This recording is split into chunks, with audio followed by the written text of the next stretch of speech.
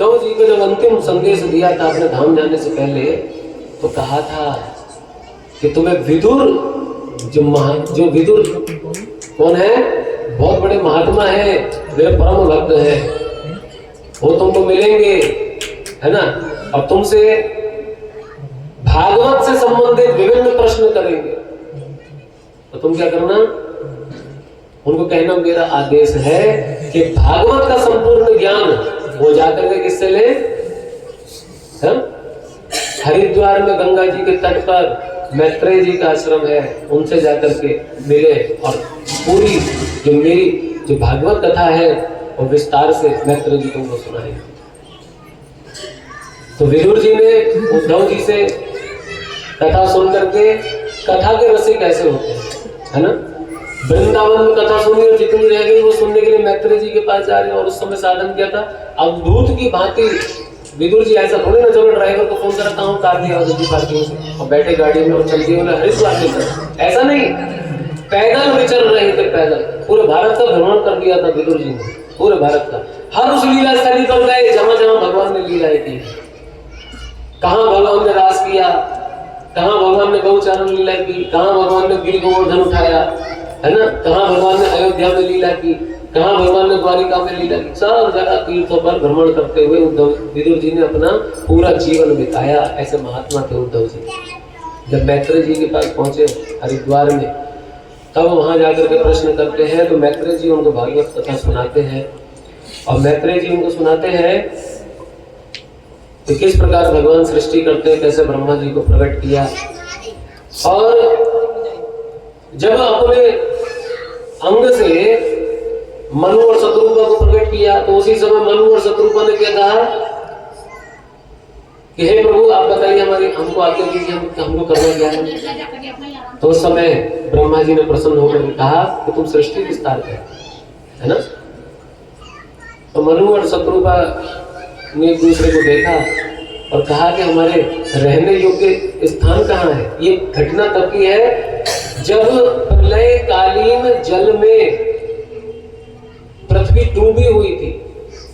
जब ब्रह्मा जी का एक दिन पूरा हो जाता है ना, तो प्रलय की वर्षा होती है, पूरी पृथ्वी सब डूब जाती है, फिर भगवान उसको दोबारा प्रकट करते हैं।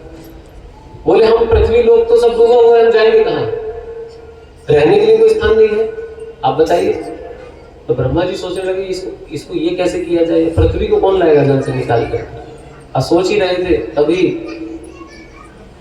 उनके नसिका से एक छोटा सा अंगूठे के समान एक छोटा सा सूकर, है ना, सूकर एक शिशु के रूप में प्रकट हुआ।